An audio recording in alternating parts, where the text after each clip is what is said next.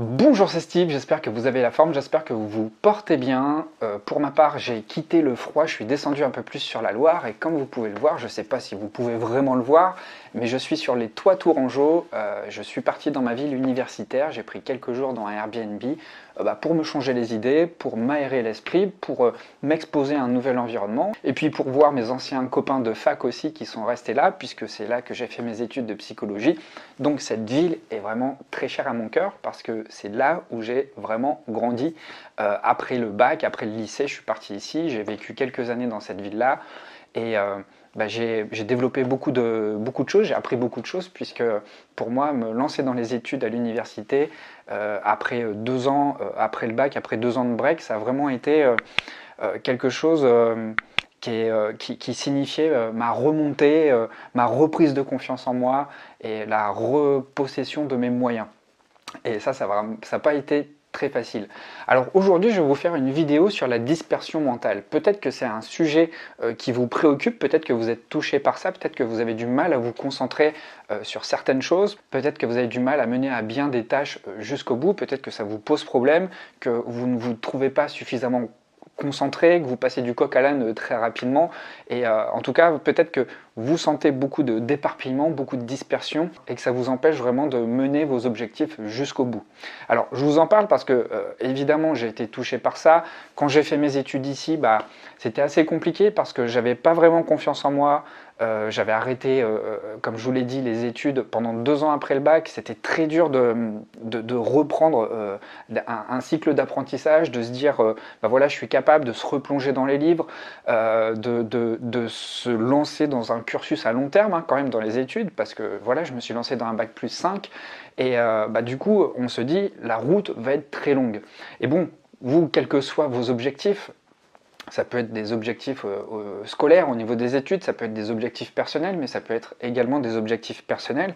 Peut-être que vous avez cette sensation de ne pas voir la lumière au bout du tunnel, et comme si c'était un hiver éternel où vous allez rester dans l'obscurité pendant des jours, des mois et des années sans vraiment savoir ce qu'il va y avoir au bout.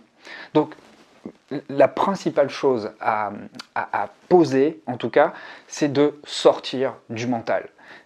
Plus vous êtes dans l'inaction, et plus votre énergie va se localiser dans la sphère corticale. Et c'est ça qui est vraiment essentiel et peut-être parfois contre-intuitif à réaliser, c'est que on peut être attaché. En fait, notre mental peut s'attacher à une problématique comme un chien, comme un pitbull s'accroche à son os, il ne veut pas le lâcher. Et le problème, c'est qu'on a l'illusion que si on lâche prise sur ce problème, on ne va pas résoudre ce problème. Là, en fait, je suis sûr que vous percevez, vous touchez du doigt le truc, c'est que le lâcher prise, c'est ça qui va vraiment vous permettre d'avoir un angle différent pour envisager ce problème. C'est en prenant du recul que vous allez pouvoir laisser émerger à la surface des solutions différentes.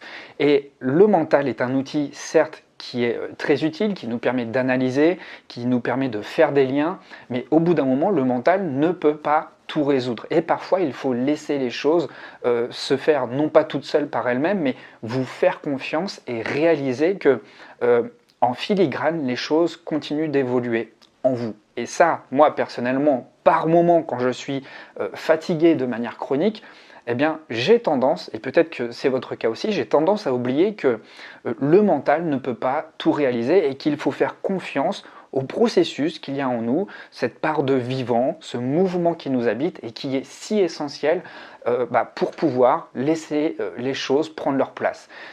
C'est ce dont j'ai évoqué dans la dernière vidéo, où je parlais un petit peu des pensées envahissantes. Je rejoins un petit peu ce même concept où il faut apprendre à accepter parfois une part de vide en soi. Et ça, le mental, il déteste ça parce que pour lui, le vide, c'est le néant. Sauf que si vous laissez une place au vide en vous, eh bien vous laissez ces différentes composantes de vous reprendre leur place. Alors je sais, ça peut vous paraître abstrait, c'est vrai, c'est difficile à expliquer, c'est pas théorisé, il n'y a pas de théorème là-dessus. Néanmoins, la vie nous apprend, et je suis sûr que vous allez trouver des exemples dans votre vie, où vous avez été soumis à une problématique et il est arrivé un moment où vous avez pu laissez les choses se faire, vous avez pu vous détendre, vous avez lâché prise, vous avez pris un petit peu de recul. Ça ne veut pas dire que vous occultez le problème, ça ne veut pas dire que vous éludez le problème, ça ne veut pas dire que vous mettez la poussière sous le tapis, ça veut dire simplement que pendant un moment, vous mettez ce problème de côté et vous allez voir qu'il y a des nouvelles perspectives qui vont s'ouvrir à cela. Lorsque vous êtes soumis à des choix, à une problématique qui implique des choix, eh bien, laissez reposer la chose et puis revenez à des choses très matérielles, très tangibles, des choses palpables, des choses très terre à terre. Parce que c'est de ça dont on manque lorsqu'on a le mental qui est complètement envahi et qu'on se disperse mentalement, on a cruellement besoin d'ancrage. Alors, peut-être mettez votre corps en mouvement, des mouvements doux, je ne vous dis pas de faire des exercices olympiques, simplement faire une marche, vous mettre en mouvement, utiliser n'importe quel prétexte dans votre vie quotidienne pour mettre votre corps en mouvement. Moi qui étais à la campagne là, ces derniers jours, couper du bois, ça fait partie du truc. Couper du bois, ça permet, non seulement ça a une fonction utile, parce que voilà, c'est utile pour la vie quotidienne, pour allumer le feu dans la cheminée, mais c'est utile pour le corps. Le corps se met en mouvement. Le corps a cette fonction de développer une énergie qui va vous être utile pour votre vie quotidienne, mais ça va permettre à l'énergie qui est un peu bloquée dans la sphère corticale de mieux circuler dans votre corps et puis d'apporter une vague de renouveau, d'apporter en tout cas un élan dans votre corps qui va peut-être vous faire sonner peut-être plus juste avec le diapason du vivant. Voilà, c'est ça que je voulais vous dire. Donc revenez sur des choses tangibles. Dès lors que vous avez à faire des choix, dès lors qu'il y a plusieurs perspectives, peut-être que vous vous sentez à un carrefour, faites des choses très simples. Juste revenez aux bases et ne partez pas dans des supputations mentales, des calculs, des projections dans le passé, dans le futur qui vont vous éloigner du présent. Ce dont vous avez besoin réellement, c'est de vous connecter à votre corps, de vous connecter à vos ressentis, parce que c'est en faisant cela, en fait, que vous allez vraiment vous reconnecter à vos besoins. J'ai longtemps entretenu cette fausse croyance que prendre le temps, faire une pause, s'arrêter, lâcher son problème, c'était quelque part baisser les bras. Et pire, pour moi, c'était se victimiser parce que c'était se dire « Ok, j'arrête, je lâche parce que je ne suis pas capable de résoudre ce problème ». Ça, en fait, c'est de la maltraitance, c'est se maltraiter, c'est être hyper rigide avec soi-même. Et en tout cas, c'est l'autoroute pour développer toujours plus de censure, toujours être plus exigeant, toujours être plus perfectionniste, toujours être plus pointu avec soi-même. Alors, ça marche sur des micro-moments, ça marche sur des courtes périodes, mais lorsque on en fait un mécanisme, au bout d'un moment, en fait, c'est épuisant.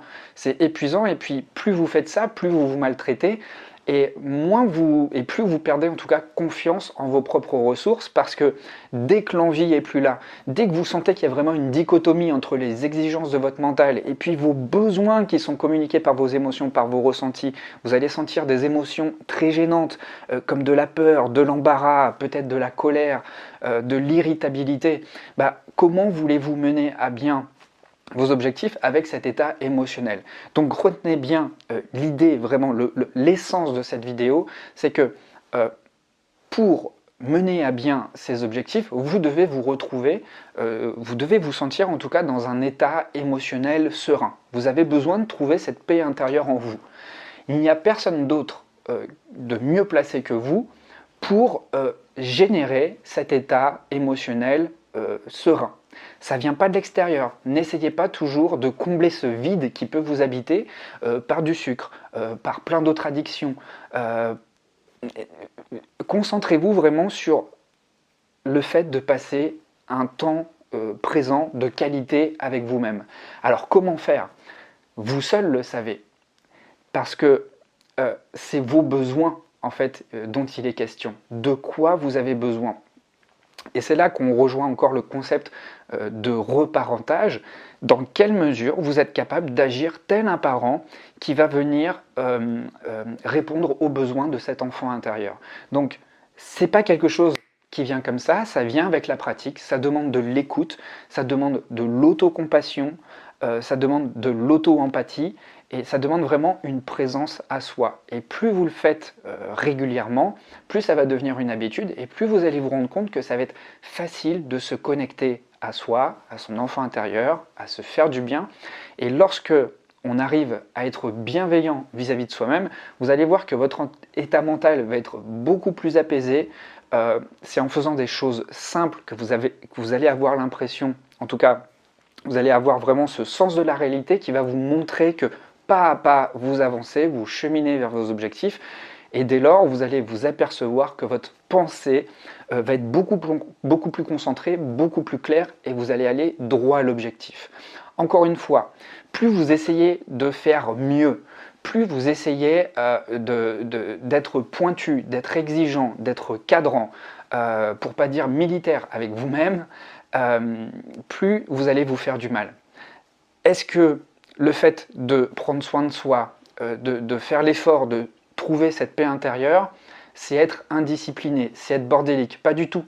C'est justement savoir être disponible pour soi-même et vous allez voir, le cadre va venir de lui-même. Vous n'allez plus avoir besoin de vous imposer un cadre extrêmement rigide pour y arriver. D'accord? Alors j'espère que cette vidéo vous aura plu. En tout cas, moi je suis dans ce cheminement-là. Je suis quelqu'un de nature très bosseuse. J'ai un mental qui peut être extrêmement cadrant. Parce que lorsque j'ai des objectifs, je tiens à y arriver, je tiens à les décrocher, parfois au détriment de ma propre énergie. Alors voilà, c'est ce que j'apprends. J'apprends à être plus souple, plus doux avec moi-même. En tout cas, je m'aperçois que mon degré d'énergie, il est mieux conservé. Ma fatigue, elle arrive moins vite dans la journée et j'arrive à faire des choses beaucoup plus tranquillement, sans m'épuiser. Et en tout cas, je suis beaucoup plus fier de moi et mon travail est mieux réussi. Alors si c'est toujours pas fait, si vous souhaitez apprendre à mieux entrer en contact avec vos émotions, à réguler beaucoup plus facilement vos émotions, je vous ai mis à disposition une formation gratuite. Cette formation, c'est la méthode des hypersensibles. Pour y accéder, rien de plus simple, vous avez juste à cliquer sur le lien juste en dessous et vous verrez, vous aurez accès à cette formation pour que vous puissiez avancer et que vous deveniez autonome dans la gestion de vos propres émotions. Et bien voilà, je vous remercie beaucoup d'avoir suivi cette vidéo. Vos retours sont toujours les bienvenus dans les commentaires. D'une part, ça me permet de créer du lien avec vous et puis ça permet aussi aux vidéos d'être toujours mieux référencées sur la plateforme. Je vous dis à très vite et prenez bien soin de vous.